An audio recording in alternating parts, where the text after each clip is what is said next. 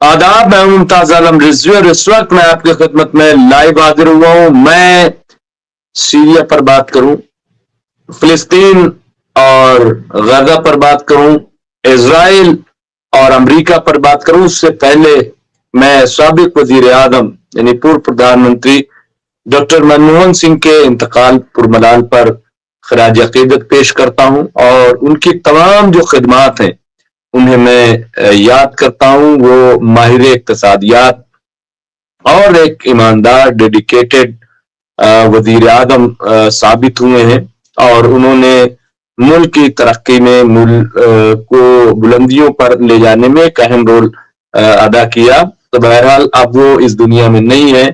92 साल की उम्र में उनका ये इंतकाल हुआ है, तो हम बहरहाल उनको खराज अकीदत पेश करते हैं। तो मैं आज कई बातों पर चर्चा करूंगा और जो हमारा असल हदफ है वो है कि जो भी इस वक्त मिडिल ईस्ट में हो रहा है और खास तौर से इजराइल और फिलिस्तीन, उस पर रोज चर्चा की जाए। रोज हम चर्चा करते हैं, रोज हम बातचीत करते हैं और कोई ना कोई अपडेट लेकर के आते हैं। लेकिन शुरुआत मैं करूंगा तैरूर अश-शाम से, GISTS से शुरुआत करूंगा, सीरिया से, जहां पे खबर ये आई है कि तहरीर शाम जो है उसके 24 अफराद जो है वो हलाक हुए हैं और जख्मी हुए हैं। ये खबर वहां पे आई हुई है। इस पर तफसील से मैं बात करूंगा कि आखिर ऐसा कैसे हुआ, क्या किसी हमले में मारे गए या हादसे का शिकार हुए। इसके अलावा एक बहुत ही बड़ी खबर जो फिलिस्तीन से आ रही वो ये कि हमास ने दावा किया है कि मस्जिद अल अक्सा पर जो यहूदी वजीर यानी इजरायली वजीर है, उन्होंने वहां जो यहूदियों की ईद होती है उससे कबल हमला किया है मस्जिद अक्सा पर। ये उन्होंने दावा किया है और ये इसलिए किया गया है जानबूझकर, ताकि ये दिखाया जा सके कि हमारा गलबा जो है वो मस्जिद अक्सा पर है।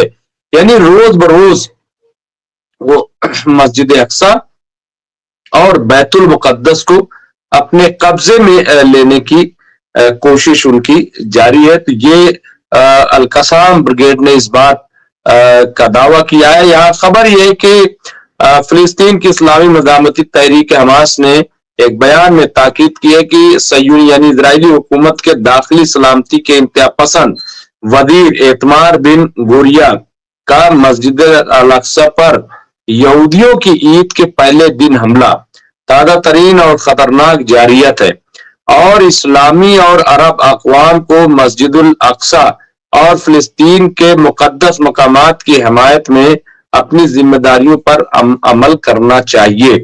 ये उन्होंने कहा इस बयान में। हमास ने कहा कि आज जुमरात की सुबह मस्जिद अल अक्सा के सहनों पर दहशतगर्द इजरायली वजीर का हमला एक खतरनाक जारियत है कि जो सयूनी गासिब हुकूमत बिलखुसूस इसके इंतहा पसंद धड़ों के इकदाम में तेजी को जाहिर करता है। मस्जिद अल अक्सा और इसकी अरब और इस्लामी शनाख्त के खिलाफ गासिब सयूनी हुकूमत के मुजरिमाना मंसूबों का मकसद मस्जिद अल अक्सा पर मजीद गलबा हासिल करना है। जैसा कि हमने कहा कि ये उनका मकसद है और ये बहुत ही मैं समझता हूं कि अफसोसनाक है। और इसके अलावा खबर यह आ रही है कि खलीजी फारस ताउन काउंसिल ने तोड़ी खामोशी, तोड़ी चुप्पी और दहशतगर्द इजरायली हुकूमत को की मजम्मत की है। इस पर भी हम चर्चा करेंगे, बातचीत करेंगे कि क्या असल में मामला है। खबर यह है कि खलीज फारस ताउन काउंसिल के रुकन ममालिक के वज़राए खारजा ने कुवैत में शाम और लेबनान की सूरत हाल का जायजा लिया और जायजा लेने के बाद ये हंगामी 46वां हंगामी इनका इजलास था, जिसमें मजम्मत की है इजरायली जारियत की, इजरायली हमले की और ये लेबनान में जंग बंदी पर अमल करने की जरूरत पर जोर दिया है कि जो सीज फायर हुआ है तो उस पर अमल किया जाए। खलीज फारस ताउन काउंसिल के वज़राए खारजा ने अख्तामी बयान में लेबनान की सलामती इस्तेहकाम की हिमायत और लेबनान की फौज और मसले अफवाज के किरदार की अहमियत पर जोर दिया और लेबनान के बारे में अक़वाम मुत्तहिदा की सलामती काउंसिल की करारदादों पर मुकम्मल अमल दरामद का मुतालबा किया है कि उस पर मुकम्मल तौर पर अमल किया जाए और उसको नजरअंदाज न किया जाए। तो ये एक खबर है। इसके अलावा खबर और भी है यहाँ पे, जो मैं समझता हूँ कि आपके गोशगुजार कर दूं, फिर मैं बात करूंगा जो 24 तहरीर शाम के 24 अफराद हलाक व जख्मी। तो यहाँ बता दें, महर खबर रसा एजेंसी इदारे के हवाले से आज सेहत थोड़ी कुछ खराब हो रही है, हवाले से सहाब चैनल ने रिपोर्ट दी है कि तहरीर शाम के वजीर दाखिला मोहम्मद अब्दुल रहमान ने एक बयान में तहरीर शाम के 14 अफराद की हलाकत की तस्दीक करते हुए कहा है कि मसले गिरोह के ये अफराद मगरबी शाम में तरतूस के इलाके में मारे गए, जबकि इस इलाके में 10 दीगर जख्मी भी हुए हैं। तो ये मारे गए अब्दुल रहमान ने इसी तरह दावा किया है कि अफराद शाम की साबिक हुकूमत की आर्मी के बचे कुचे फौजियों के हमले में हलाक हुए हैं। शामी जराए ने ऐलान किया है कि बशारुल असद हुकूमत के खात्मे के बाद शाम के मुख्तलिफ इलाकों में दाइशी अनासिर की सरगर्मियां तेज हो गई है, जबकि अल जुलानी ग्रोह के अफराद खामोशी इख्तियार किए हुए हैं। यहाँ शाम में मुखालिफ मसले ग्रोह के लीडर अल जुलानी शामी शहरियों का कत्लेआम और उन्हें अगवा कर रहे हैं। ये बहुत बड़ी खबर है। मैं समझता हूँ कि इस पर गौर करने की जरूरत है कि शामी सोर्सेज ने बताया। फिर तो मैं उसको पढ़ देता हूँ क्योंकि बहुत इंपॉर्टेंट खबर आ गई।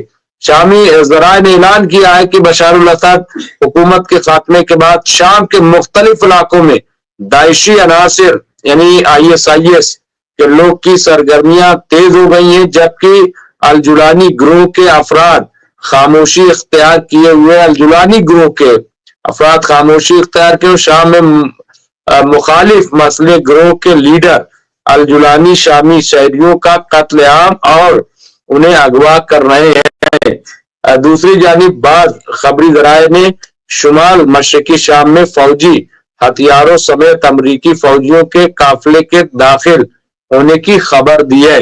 ये मैं समझता हूँ बहुत ही इंपॉर्टेंट खबर है, बहुत ही बड़ी खबर है। और हमारे साथ जल्द मेहमान जुड़ जाएंगे।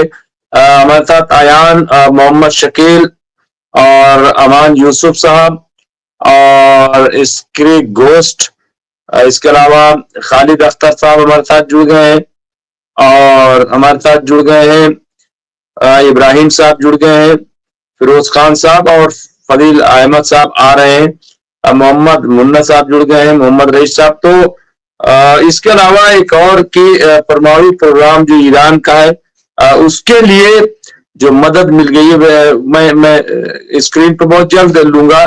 फजील अहमद साहब को वो आ गए हैं। परमाणु प्रोग्राम को लेकर ईरान को मिला रूस का साथ। तो ये भी अपनी एक बड़ी खबर है। और रूस ने जो है मैं आपको बता दूं कि रूस ने कहा क्या है। तो ईरान के परमाणु प्रोग्राम को लेकर के पश्चिमी देश लगातार दबाव बना रहे हैं। इजराइल ने कसम खाई है कि वो ईरान को परमाणु हथियार नहीं बनाने देगा। उधर अमेरिका समेत यूरोपीय देश ईरान पर गुपचुप तरीके से परमाणु प्रोग्राम चलाने का इल्जाम लगा रहे हैं। इस मामले में ईरान को रूस का साथ मिला। रूस ने परमाणु कार्यक्रम की निगरानी करने वाली वैश्विक संस्था IAEA से ईरान की न्यूक्लियर फैसिलिटीज की निगरानी के मुद्दे पर निष्पक्ष रुख अपनाने को कहा है। रूस ने अपने बयान में कहा है कि संयुक्त राष्ट्र की इस संस्था को मामले का राजनीतिकरण से बचना चाहिए। तो ये अपने आप में बड़ी खबर है कि साथ मिला है। मैं बहुत जल्द लेकर के आ रहा हूँ। इसके अलावा हूथी के हमले के लिए मोसाद ने बनाया खतरनाक प्लान, लेकिन नेतन्याहू ने रोका। क्यों बनाया, क्यों रोका, इस पर भी हम डिस्कशन करेंगे। मैं फजील अहमद साहब को स्क्रीन पर लेकर के आता हूं।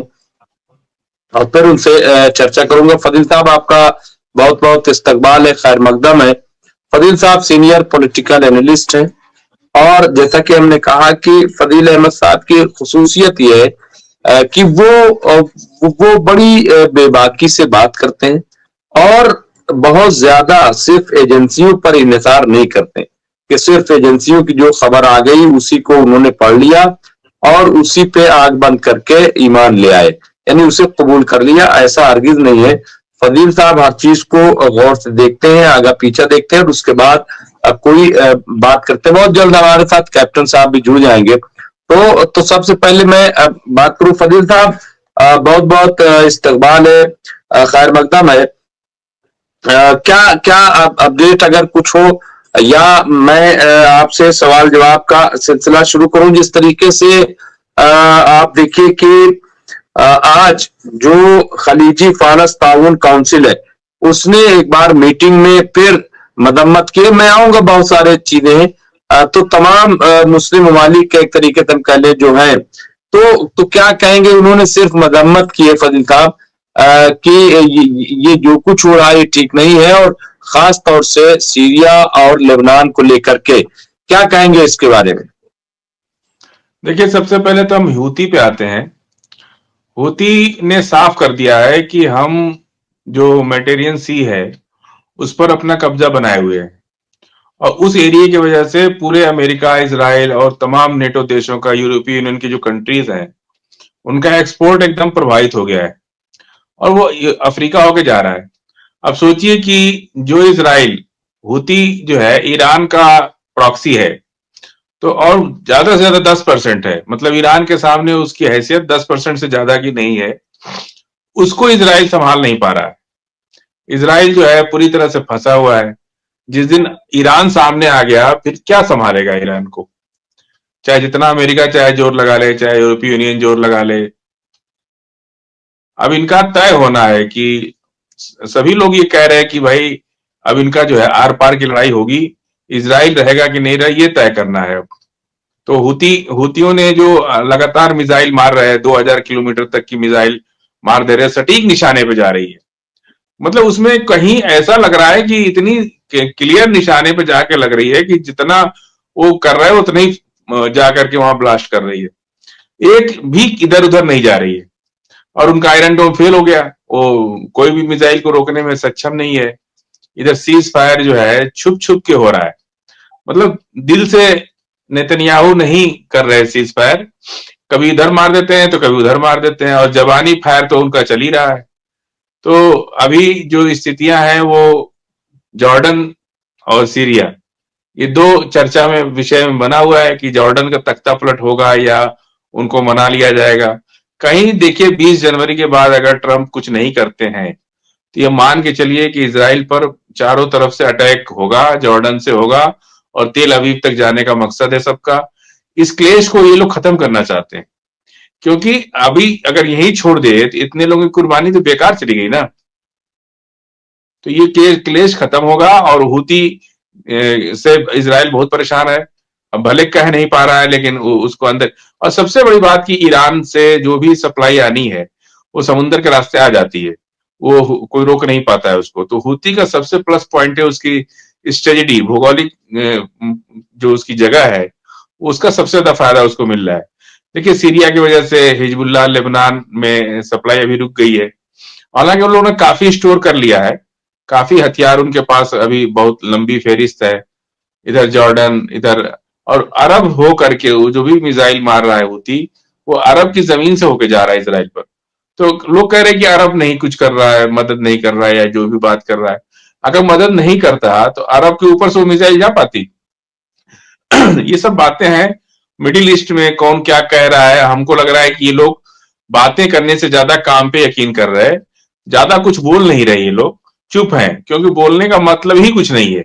अगर कुछ बोलेंगे तो वेस्ट मीडिया उसको एक में 21 मिला करके दुनिया भर में उसका प्रोपोगंडा करेगी। और जानते हैं कि तैयारी जो है, इतनी खामोशी करो कि कामयाबी कोहराम मचा दे। ये एक सबको पता है ये मसला, हम लोग जब पढ़ते हैं से लेके आज भी कभी कभी रील उल में लोग डाल देते हैं कि खामोशी से तैयारी, इतनी खामोशी से करो कि कामयाबी आपका कोहराम मचा दे। जी मुमताज भाई।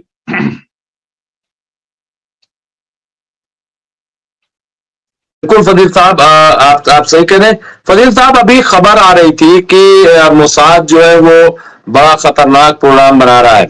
यहाँ पे एक खबर हेडिंग थी, लेकिन उसके माहिरीन ने क्या, हमास और हिजबुल्लाह की तरह हूतियों को खत्म करेगा इसराइल, यह खबर चल रही थी। नितिन याहू ने खाई कसम, एक्सपर्ट बोले यमन को गजब मत समझना।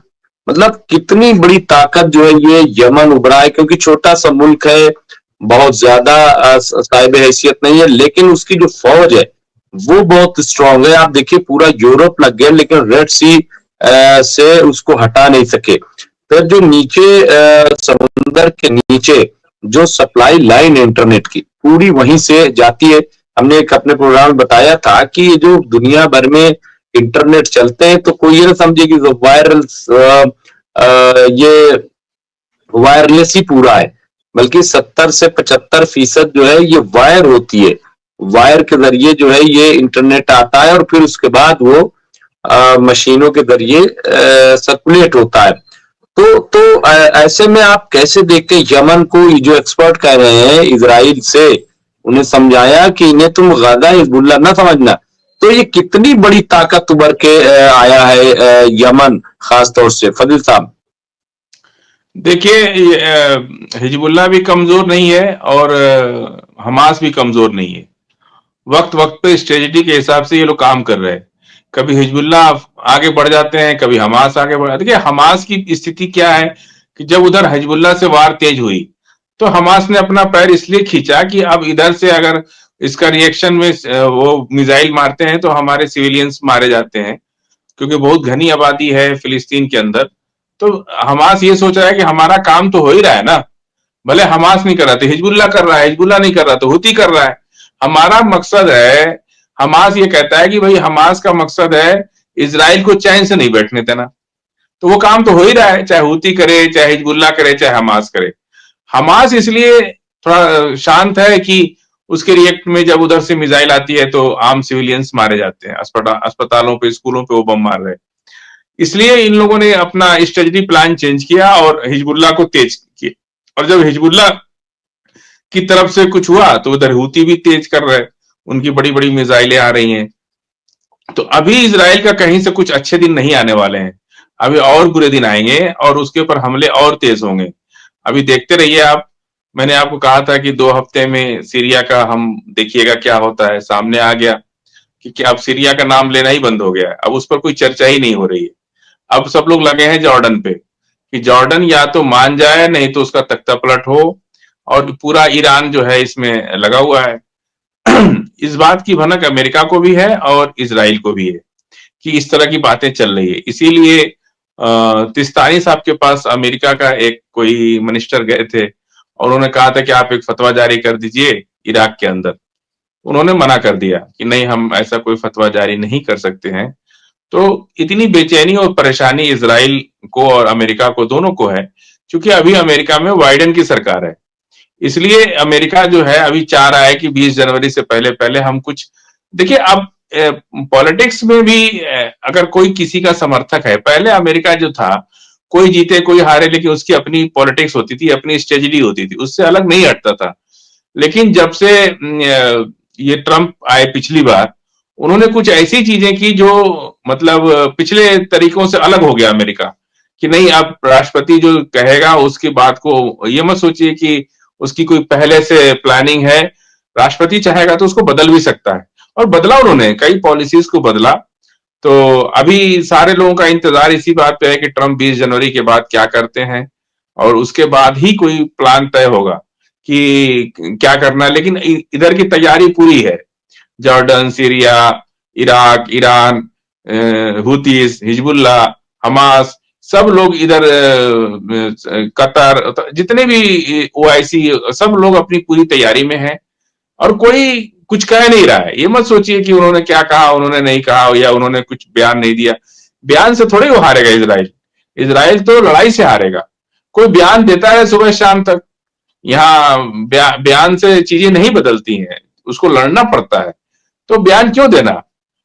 और बयान देने में कभी कभी इंसान क्या होता है कि फंस जाता है। अपनी बातों में उलझ जाता है, अपने अंदर की चीजों को बोल देता है। इसलिए आज की डेट में जो लड़ाई चल रही है वहां पे, उसमें नहीं बोलना ही अच्छा है, क्योंकि बोल करके आप दुश्मन को कहीं ना कहीं कोई क्लू दे देते हैं, जिसकी वजह से वो होशियार हो जाते हैं। तो अब नहीं बोलना ही सबसे अच्छा है, क्योंकि इतनी भयंकर लड़ाई हुई अभी तक कि इजराइल पस्त पड़ गया है। अब उसके पास कुछ बचा नहीं। आज की डेट में मरकावा टैंक भी उनके पास बहुत कम बचा हुआ है, हथगोले वगैरह सब खत्म हो गए हैं। अमेरिका क्या फ्री में थोड़ी दे रहा है उनको कुछ। जी मुमताज जी। ये आप बिल्कुल सही कह रहे हैं कि चीजें कमजोर हो रही, लेकिन एक भौकाल बनाने वाले भी थे। अब खबर ये आई है और मैं देख भी रहा था कि बड़े पैमाने पर स्ट्राइक किए यमन पर अब इसराइल ने। और मैं अभी खबर देख रहा था, हमारे एक साथी ने भी वहां पे दिए और कैजुअलिटी भी बताई कि कुछ लोग वहां पे मारे गए हैं, कुछ 3 लोग के करीब।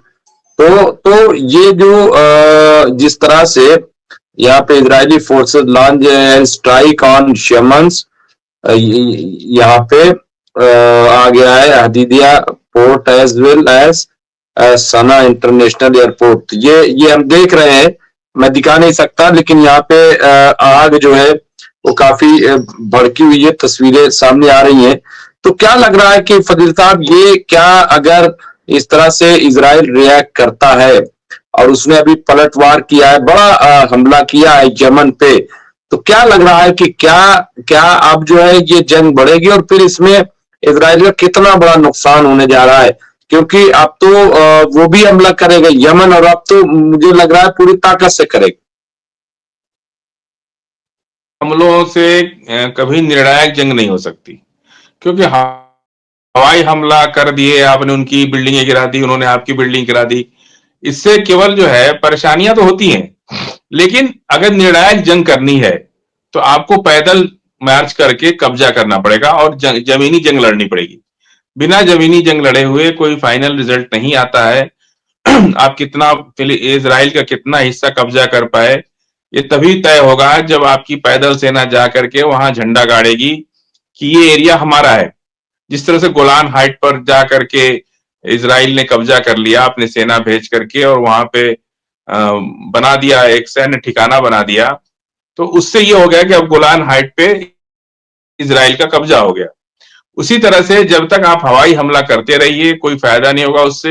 हाँ, ये जरूर है कि उनकी परेशानी बढ़ेगी, सायरन बजेगा, लोग जमीन के अंदर जाएंगे, बंकरों में जाएंगे और रहेंगे।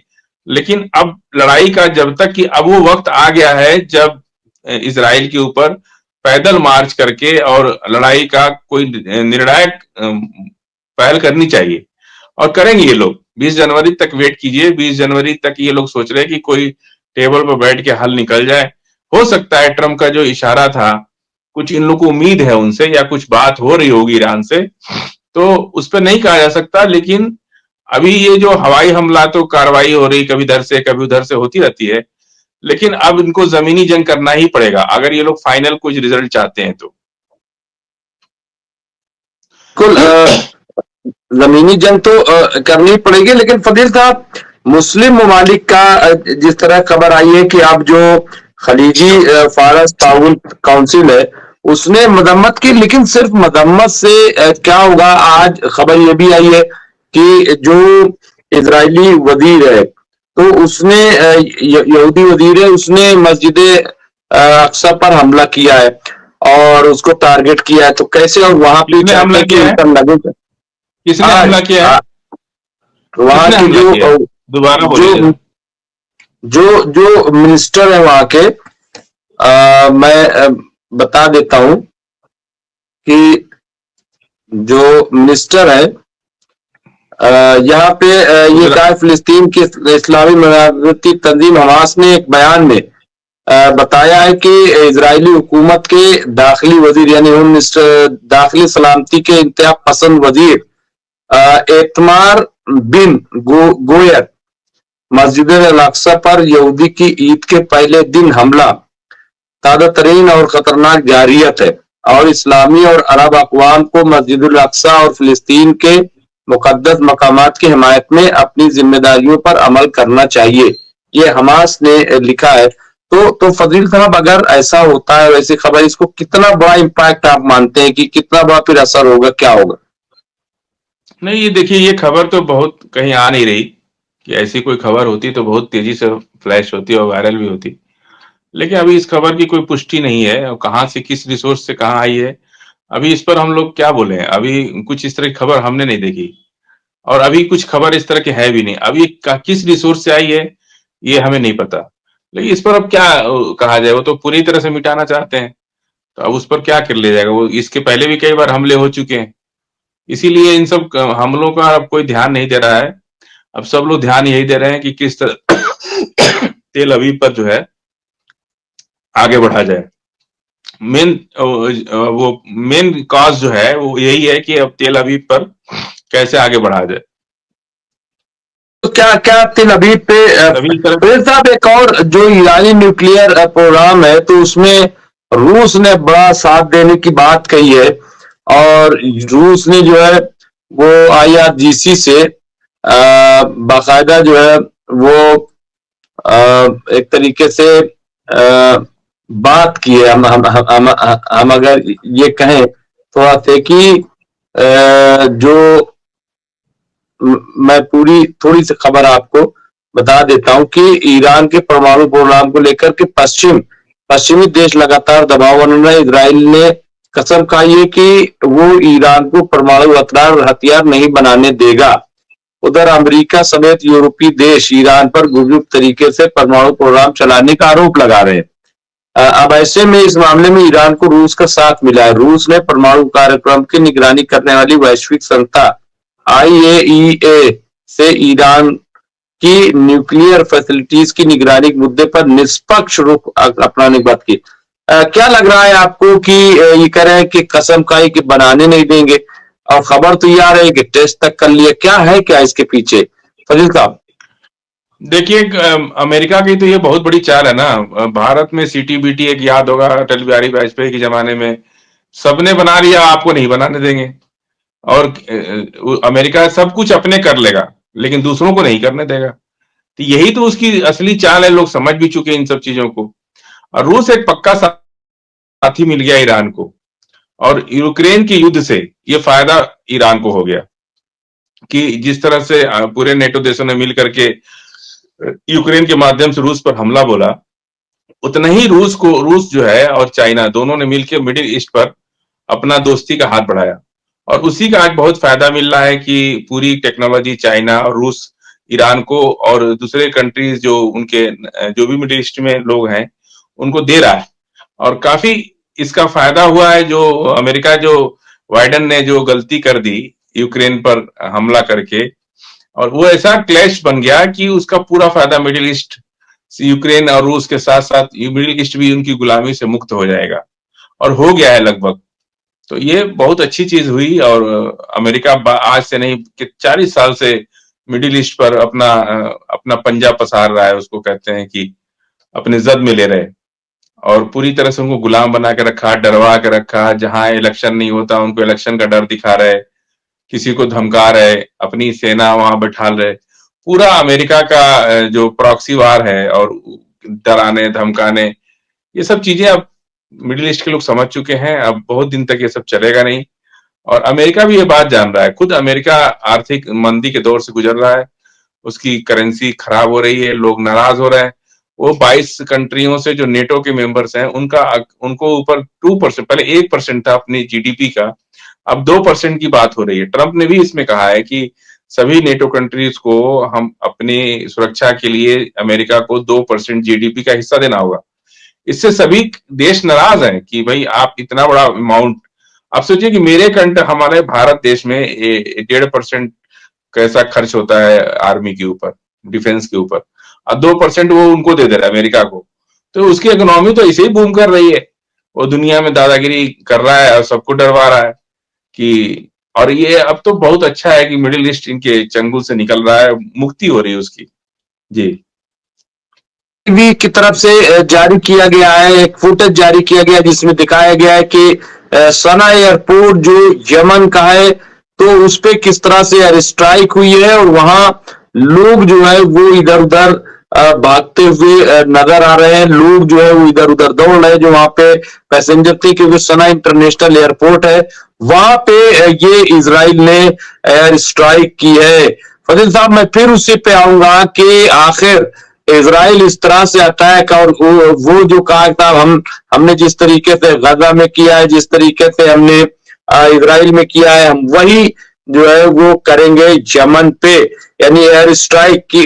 कितना क्या लग रहा है आपको कि ये एयर स्ट्राइक करके क्या ये समझ रहे हैं कि वो सबको काबू में कर लेंगे, या बौखलाहट है, या क्या है इसके पीछे, फजील साहब? भाई पैसेंजर प्लेन में तो सिविलियंस होते हैं, फौजी तो होते नहीं है, ना गवर्नमेंट का कोई उसमें है। तो सिविलियंस पर हम यही तो, इसीलिए तो उनके ऊपर वारंट इशू हुआ है ना इंटरनेशनल कोर्ट से नेतन्याहू पर, कि आप वार का भी कुछ रूल्स होते हैं, आप सिविलियंस को निशाना नहीं बना सकते हैं। आप आर्मी बेस को निशाना बना सकते हैं, लेकिन आर्मी बेस के चलते आप सना इंटरनेशनल एयरपोर्ट तो पब्लिक के यूज की चीज है ना, उस पर आप मार रहे बम। तो उसके बदले में देखिए कल तक क्या करते हैं, हुती भी तो उसका जवाब देंगे, और जवाब देंगे तो ये लोग तो खैर अभी पब्लिक को कम नुकसान पहुंचा रहा है। जो भी इनका अटैक हो रहा है वो हमास के, सॉरी, मुसाद के हेडक्वार्टर पे, गवर्नमेंट के ऑफिसर्स बिल्डिंगों पे, आर्मी के बेस पे, लेकिन सिविलियंस को तो कभी टारगेट नहीं कर रहे हुती के लोग। लेकिन इन्होंने तो लगातार हमास में, हिजबुल्लाह में, हर जगह सिविलियंस को टारगेट कर रहे हैं। यही फर्क है ना इनको, इनके में और हुतीज में। वो लोग पब्लिक का नुकसान नहीं कर रहे, लेकिन ये लोग जितना भी अटैक किए हैं, आप देखिए वहां पे सीरिया के अंदर 2 दिन पहले हॉस्पिटल को 2 घंटे के अंदर खाली कराया गया और उस पर बम मार दिया। 2 घंटे के बाद ही बम मार दिया। कई लोग तो खाली नहीं कर पाए, वो उसी बिल्डिंग में वो बम से दब गए, बिल्डिंगें गिर गई, लोग, कुछ लोग मर गए, कुछ लोग घायल हो गए, कुछ लोग उसी में दफन हो गए। ये इस तरह की सीरिया के अंदर 2 दिन पहले उन्होंने बम मारा। यही यही काम वो हर जगह कर रहा है इजराइल। इसीलिए आज पूरी दुनिया इजराइल से खिलाफ है। देखिए अब कुछ ना कुछ तो होगा, अभी कोई चुप बैठने वाला नहीं है। और ये सारा मामला अभी 20 जनवरी तक देखिए क्या होता है। 20 जनवरी के बाद कुछ फैसला जरूर होगा इसका। जी की बात सुधीर साहब आप कर रहे हैं, क्या आपको लग रहा है कि डोनाल्ड ट्रंप जो है वाकई कोई एक्शन लेंगे, और वो ये जंग रोकने में इंटरेस्टेड है? क्या क्या लग रहा है? और अगर नहीं हुआ मुआहदा, तो फिर क्या रणनीति होगी, और किस तरीके से इसको देखते हैं? और मोहम्मद बिन सलमान जो ब्रिक्स में वो शामिल नहीं हो रहे, तो ये कहा जा रहा है कि ये अमेरिका दबाव, क्या है फजील साहब इसके पीछे?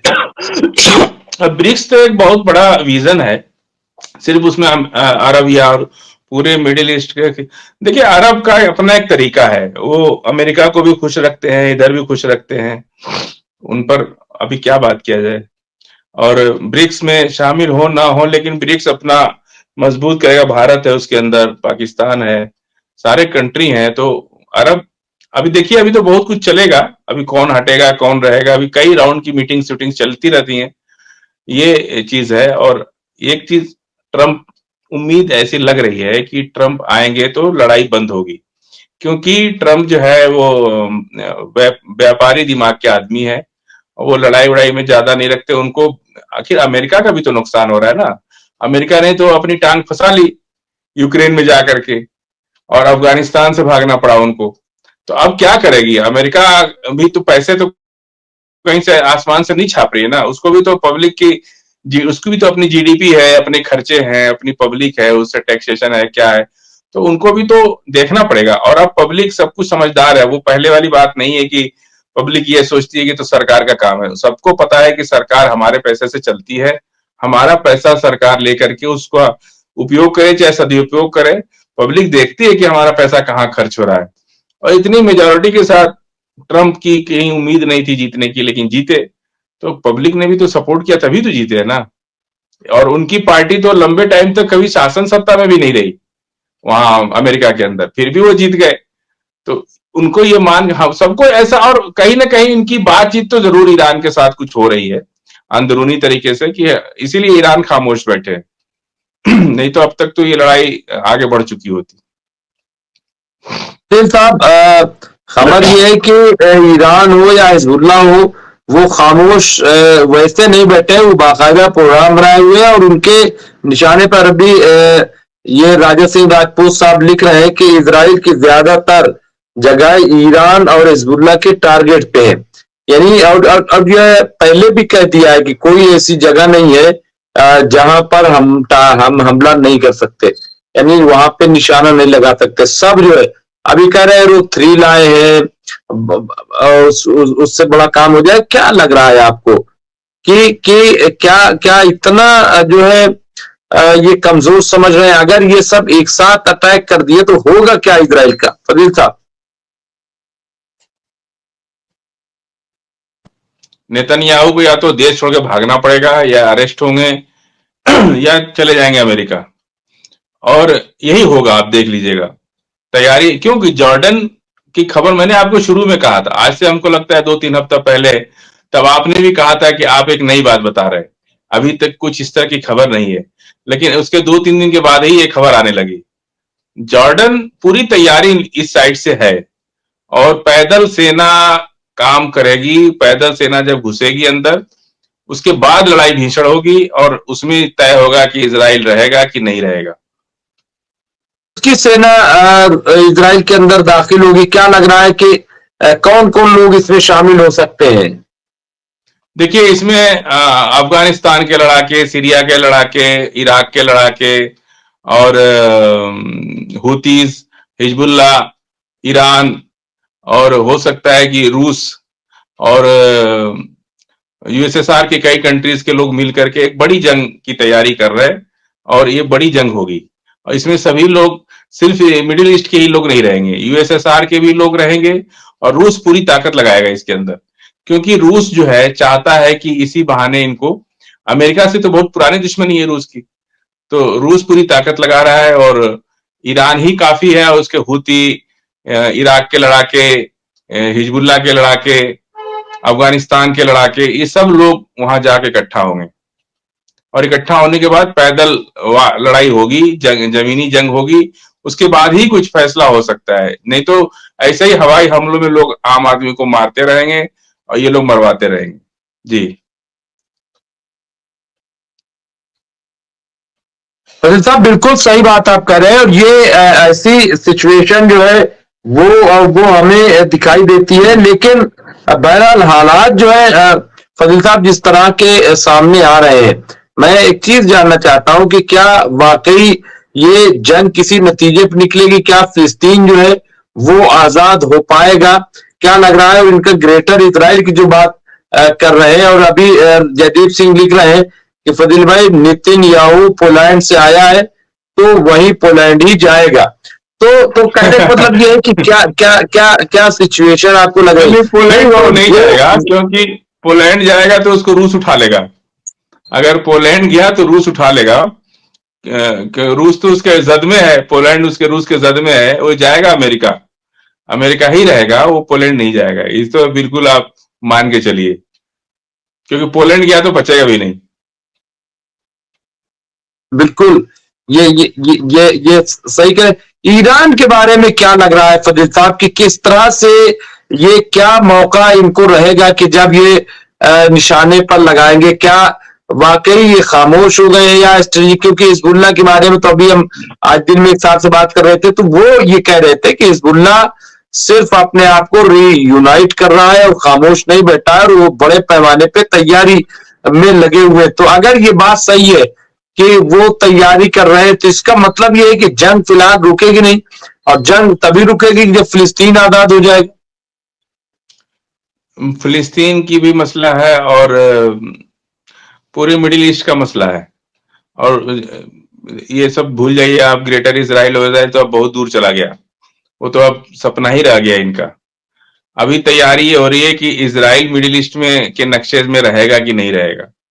पूरा फिलिस्तीन बन जाएगा या हिजबुल्ला बन जाएगा। ईरान को उतना दूर से आकर के अपनी लड़ाई लड़नी पड़ेगी, तो कहीं बेस तो चाहिए ना उसको, इसराइल में घुसने के लिए। तो फिलिस्तीन सबसे बड़ा बेस है जॉर्डन, जहां से नजदीक भी है, ज्यादा दूरी नहीं है तेल अवीव की। अगर लड़ाई हुई, जमीनी जंग हुई, कुछ हफ्तों में ही फैसला हो जाएगा। जी।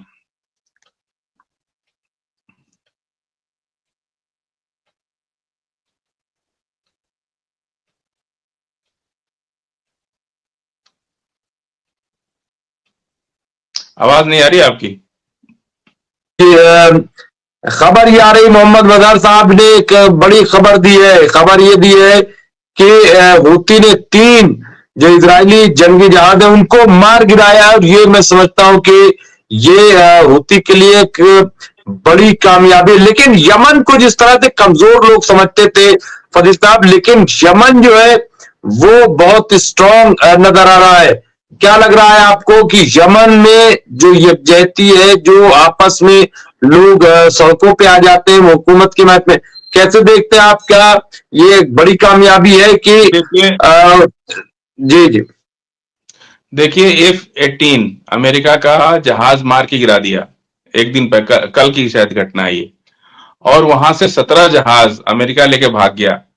वो पूरा रेड सी खाली हो गया है। उनका जो जंगी बेड़ा था, 3 या 4 बेड़े थे, उसमें भी हमले हुए और वो बहुत दूर जाकर के उसकी मरम्मत का काम चल रहा है। उसको बुरी तरह मारा और 17 जहाज इनके उस बेड़े पे थे, 17 वहां से चले गए। इस वक्त अमेरिका का कोई बेड़ा वहां पे नहीं है, सबने खाली कर दिया रेड सी पूरा तरह से। और ये अमेरिका कह रहा है कि हमारा जहाज हमारे ही वार से गिर गया। ये तो और भी खराब बात हो गई ना, कि आप इतनी घबराहट में हैं कि अपने ही जहाज को मार ले रहे।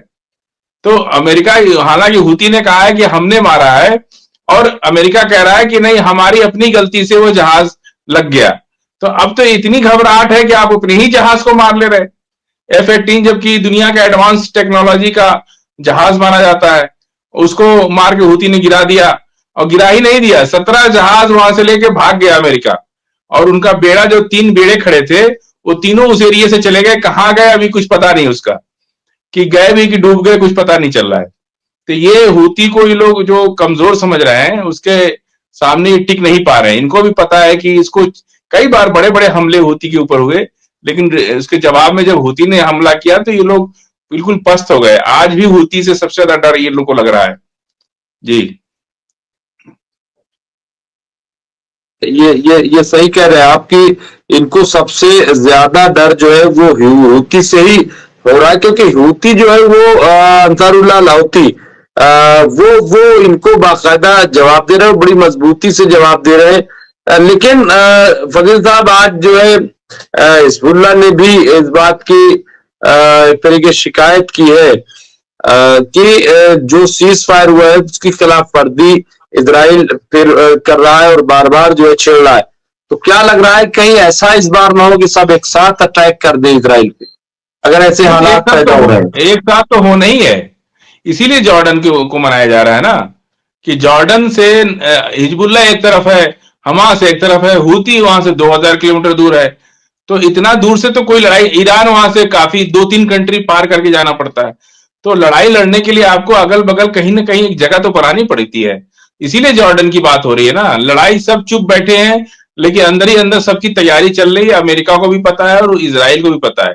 इसीलिए इसराइल का, नेतन्याहू का बॉडी लैंग्वेज देखिए, इस वक्त जो प्रेस कॉन्फ्रेंस कर रहे हैं या मीडिया में आ रहे हैं, उनका देखिए चेहरा क्या हाल उनकी हो गई है। और पूरी तरह से वो घबराहट में है कि क्या हो सकता है। आखिर जॉर्डन जॉर्डन के किंग से लोग बार बार अमेरिका तक के लोग आके मिल रहे हैं, उधर इराक जा रहा है। तो सबको बेचैनी पकड़े हुए है।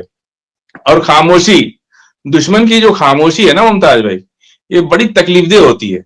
यदि आपका दुश्मन खामोश है, ये आपके लिए सबसे बड़ा सदमा है। क्योंकि वो, अगर जंग जारी होती है तो उसकी चीजों को आदमी समझ सकता है, लेकिन दुश्मन की खामोशी सबसे खतरनाक स्थिति होती है।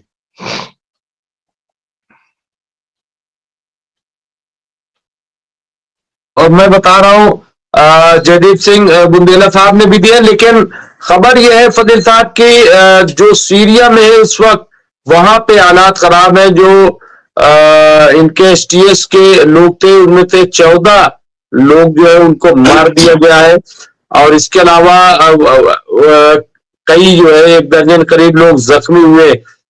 खबर ये भी आ रही है कि खुद वहां प्रोटेस्ट बड़े पैमाने पर शुरू हो गया है, जो नई हुकूमत आई है उसको लेकर के। और अमेरिका जो है वो वहां पे बहुत तेजी से अपना दायरा बढ़ा रहा है। और वहां पे ISIS जो है वो भी बहुत मजबूती से उभर रही। कैसे इस पूरे मामले को देख रहे हैं कि सीरिया में वाकई क्या होगा? या ये जो खबर है इसको आप इस पे बहुत बिलीव नहीं करते? नहीं, ये तो वेस्ट मीडिया की खबर है। सीरिया के मामले में आप अभी कुछ भी मत सोचिए, ये वेस्ट मीडिया की सब खबरें हैं और ये सब गलत इंफॉर्मेशन फैलाई जा रही है। अब सीरिया का चैप्टर क्लोज है, सीरिया पे अब कोई खबर नहीं है, और छोटी मोटी घटनाएं तो इतनी बड़े कंट्री में होती रहती हैं, और उस पर उसको लेकर के आप कोई स्ट्रेटजी पार्ट नहीं बोल सकते। सीरिया इस वक्त बिल्कुल चर्चा में नहीं है, जबरदस्ती ये लोग सीरिया को ले आ रहे हैं चर्चा में, और सीरिया के माध्यम से ये दिखाने की कोशिश कर रहे हैं कि हम इसराइल जो है सीरिया सीरिया में कामयाब हो गया, जबकि ऐसा नहीं है। सीरिया से तो धोखा हो गया उसको, इसराइल को। ये तो उनका अपना ही आदमी निकला, ईरान का ही एसटीएस जो है, ईरान के ही आ गया उसमें। आखिर उसको भी मस्जिद अक्सा से उतना ही प्यार है ना, जिंदगी कितने दिन की है, लेकिन उसको अक्सा, मस्जिद अक्सा तो उसका हमारा इमोशन है उससे के साथ, पूरी दुनिया के मुसलमानों का इमोशन है। तो सीरिया पर कोई बात नहीं है। सीरिया तो एक चर्चा बयान और में। आया है, मैं अपने व्यूवर को बता दूं, बहुत बड़ा बयान आया है, और ये मोहम्मद हुसैन साहब ने लिखा है कि आज इजराइल तैयार रहे और इनकी फजर बहुत खतरनाक है। ये उन्होंने कहा आईडीएफ ने भी रेड अलर्ट जारी किया है। तो क्या कहेंगे, आईडीएफ ने भी रेड, क्या जंग कुछ ज्यादा बढ़ जाएगी अगर जवाबी कार्रवाई की, तो कितना बड़ा अटैक हो सकता है फजील साहब? क्योंकि मुझे नहीं लग रहा है कि यमन जो है वो कहीं से कहीं तक मानेगा। यमन जो है वो जरूर जवाब देगा, और यमन जब दूसरे के लिए लड़ाता तो अब इनके लिए, और ये मुझे लग रहा है कि ये बहुत ही खतरनाक हो गया इसराइल के लिए। जो है वो अब उसने अपने पैर में कुल्हाड़ी मार लिया। उसको कहते हैं ना कि जब घोड़ा जो है दलदल में फंसता है तो उसकी खामोशी ही उसकी जिंदगी बचाती है। अगर ज्यादा हाथ पैर मारेगा तो निश्चित रूप से उस दलदल में डूब के मरेगा। वही हाल इसराइल का हो गया है। इसराइल, उसका अपना अहंकार जो है ना, वो नहीं बेचे, उसको बेचैन किए हुए, कैसे जो है हम क्या सोचे थे और क्या हो गया, इसलिए बार बार हमले कर रहा है। उसको लग रहा है कि एक हमले दो हमले से हूती डर जाएंगे या हिजबुल्लाह हमारा डर जाएगा। जो 35 साल से नहीं डरा, वो अब थोड़ी डरेगा। अब तो फैसले की घड़ी है। अब जब भी होगा तो फैसले फैसले की घड़ी है। अब तो कोई डरने वाली बात ही नहीं है। अब जो कुछ भी होना है वो फैसले होने हैं। और मुमताज में आप देख लीजिए, 20 जनवरी के बाद कोई लड़ाई जो है जमीनी लड़ाई होगी, और वही निर्णायक लड़ाई होगी। आपकी बात की तायीद कर रहे हैं जो राजपूत साहब है, उन्होंने कहा ही बिल्कुल सही है। राजा सिंह राजपूत जी के लाल सागर में अमेरिका जंग हार चुका है। इनका कितना एयर डिफेंस, अभी एक साहब ने और लिखा है कि हूती के पास रशिया का बेहतर टेक्नोलॉजी का एयर डिफेंस सिस्टम है। तो अगर एयर डिफेंस सिस्टम इतना स्ट्रांग होगा और इनके पास मिसाइलें, पता नहीं कौन कौन से भी हथियार हैं, तो क्या एक बड़ा इसराइल का नुकसान होने वाला है। और ये इसराइल ने, चूंकि जो एक्सपर्ट थे फजील साहब, उन्होंने भी कहा था कि इसे आप लेबनान या हिजबुल्ला और ये हमास न समझ लेना, ये यमन है, और यमन में 20 लाख की फौज है। तो मतलब ये कितना बड़ा कदम था, और क्या अमेरिका ने इस बात की इजाजत दी होगी, क्या लग रहा है फरीद साहब? और ये इसके पीछे कौन है? क्या जो बाइडेन जो है जाते जाते कुछ बड़ा गड़बड़ करके जाएंगे? देखिए, अमेरिका से जो इनकी डील हुई थी इसराइल की, वो जल्दी से जल्दी लॉजिस्टिक का काम पूरा हो रहा है। और बाइडेन ये कहे कि हमारे जाने से पहले पहले जितना भी आपका ऑर्डर था इसराइल का अमेरिका के पास, वो सबकी डिलीवरी कर रहे हैं, वो लोग लगभग कर चुके हैं। तो इसराइल को ये लग रहा है कि हम अब वो सामान उनको मिल गया तो चलाएंगे ही। उसको लग रहा है कि एक दो मिसाइल से हम जीत लेंगे, लेकिन ऐसा हो नहीं सकता है। और बाइडेन जो है वो ये इशारा कर चुके हैं कि भाई, पहले से इन लोगों की डील थी ना कि लॉजिस्टिक इतना जितना हथियार उनको चाहिए था उसकी डील फाइनल थी। तो जब ये चुनाव हार गए ट्रम्प, सॉरी बाइडेन, तो इन्होंने उसको जल्दी से जल्दी इजराइल पहुंचाने के लिए ऑर्डर किया कि भाई इनका डील कंप्लीट कर दिया जाए, इनकी लॉजिस्टिक्स का काम खत्म किया जाए। तो उस तरह से काफी बड़े बड़े हथियार इनको मिल गए अमेरिका से। अब चलाए नहीं चलाए वो इनके ऊपर है। अब इनको लग रहा है कि हम हूती को मार देंगे, हिजबुल्लाह को मार देंगे, हमास को मार देंगे, तो उसका जवाब भी मिलेगा उनको। और सिविलियंस को बचाया जा रहा है। अभी सिविलियंस पर नुकसान करना होता है, हूती 10, 15, 20 मिसाइल मार देगा, उनकी 100 से ऊपर बिल्डिंगें गिर जाएगी और लोग मर जाएंगे। अभी एक तो एक और इनकी तरफ बड़ी से इंपॉर्टेंट खबर आई है फजील साहब, और खबर ये है मोहम्मद हुसैन साहब ने दिया है कि हौती का बयान आया है सामने।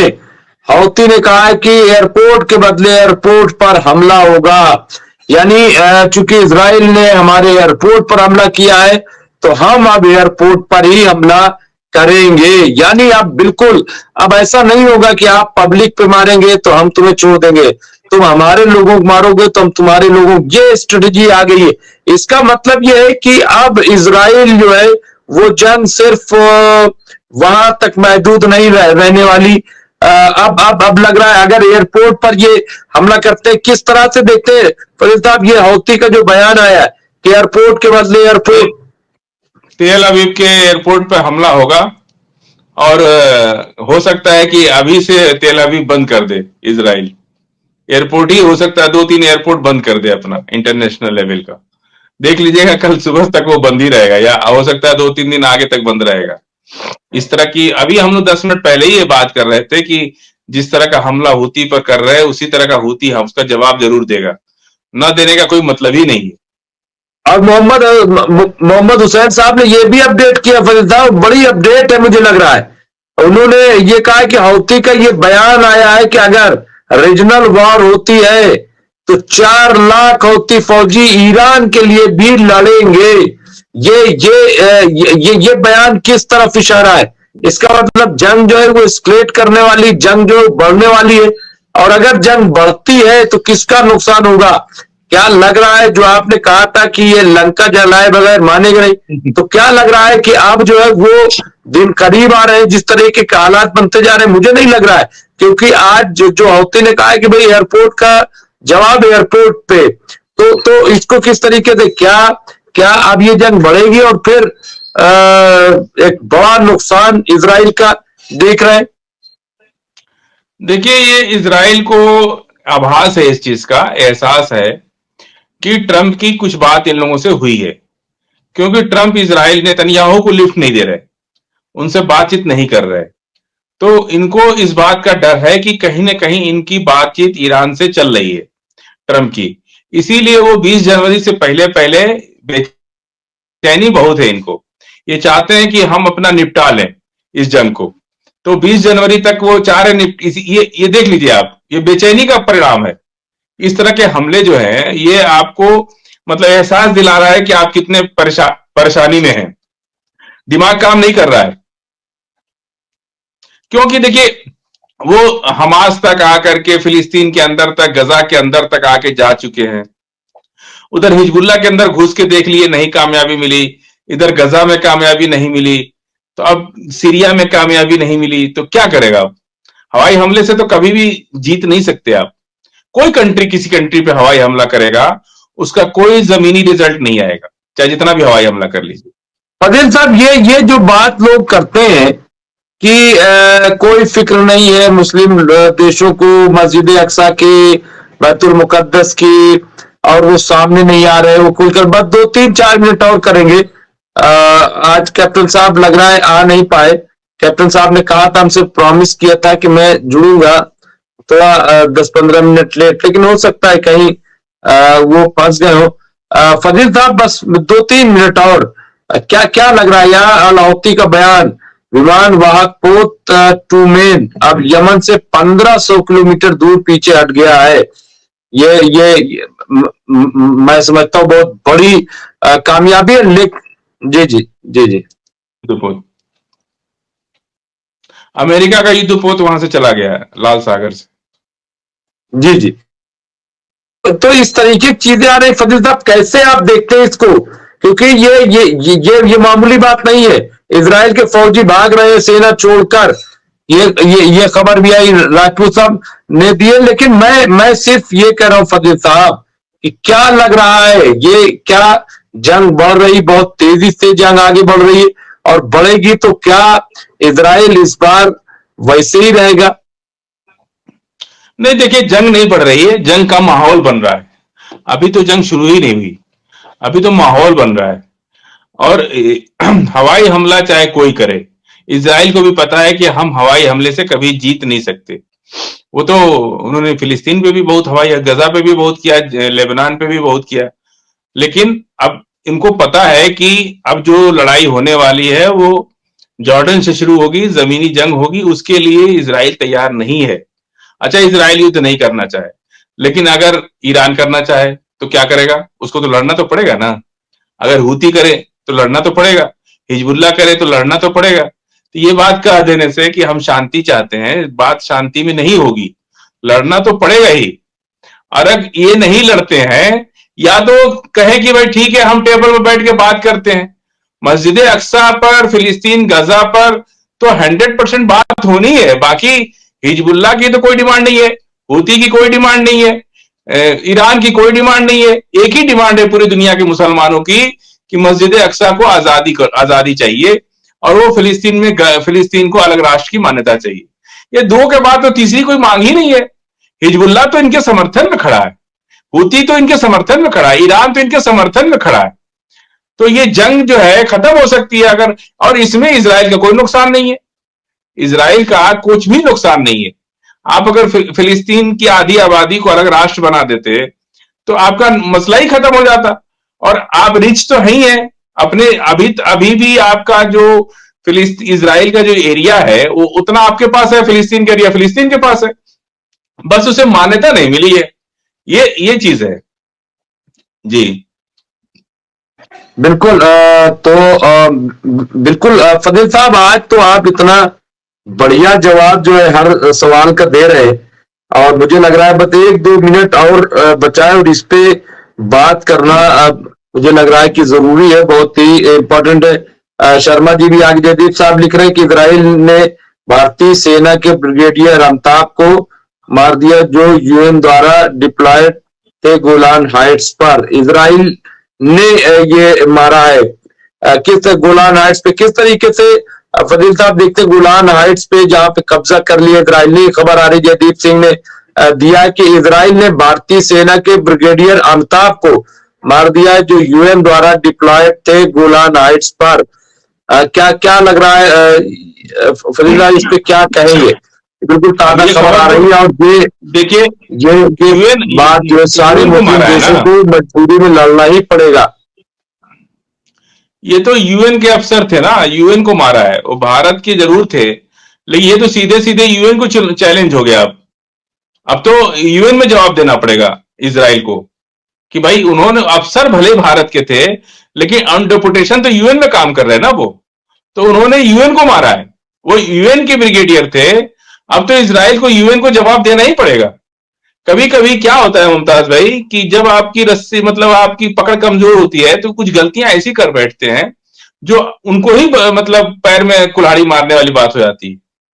कि ये अब देखिए कि एक ब्रिगेडियर रैंक का अफसर बहुत बड़ा अफसर होता है, वो भी भारत का, जो कि भारत, हो सकता है कि भारत फिलिस्तीन के साथ है, तो गुस्से में आकर के उसने ऐसी कोई कार्रवाई जरूर की है। और अकेले थोड़े रहे होंगे ब्रिगेडियर साहब, उनके साथ और भी सेना होगी। अब कितने लोग घायल हुए, कितने लोग मरे, ये तो कल तक पता चलेगा, अगर आज की खबर है तो। और भी यूएन के अफसर, यूएन के और कर्मचारी मारे गए होंगे।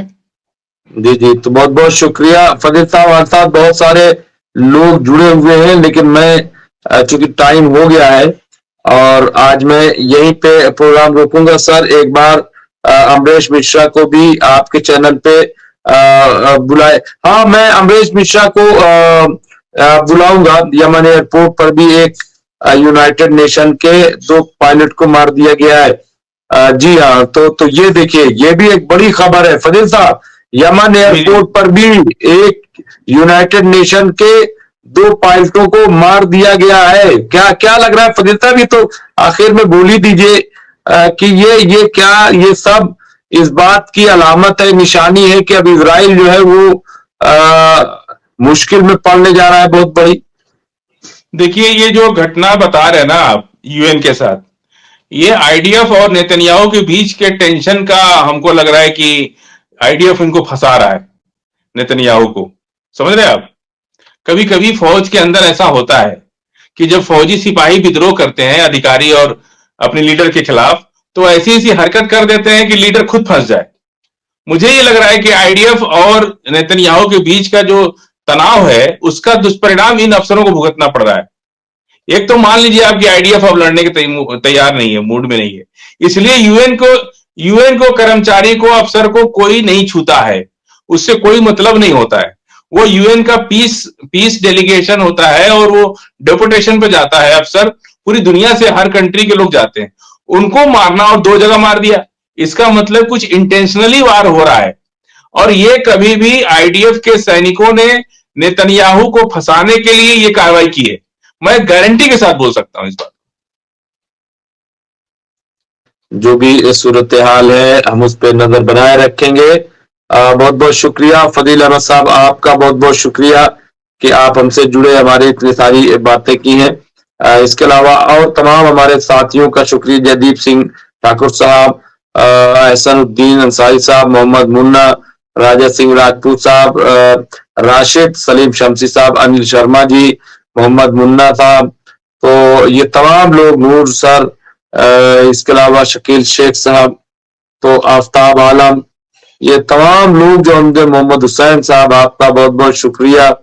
तो तमाम लोग जो, मोहम्मद मजार साहब आपका भी शुक्रिया। कुछ लोगों के सवाल मैं ले नहीं सका, लेकिन तमाम जो लोग हमसे जुड़े हुए, मोहम्मद मजार साहब, जयदीप सिंह साहब, अनिल शर्मा जी, तो ये तमाम, गुड्डू सलमानी साहब, मोहम्मद जहांगीर पाशा साहब, तो इन सब लोगों का मैं दिल की गहराइयों से शुक्रिया अदा करता हूं और मैं फिर हाजिर होऊंगा, आपसे बातचीत करूंगा। बहुत बहुत शुक्रिया।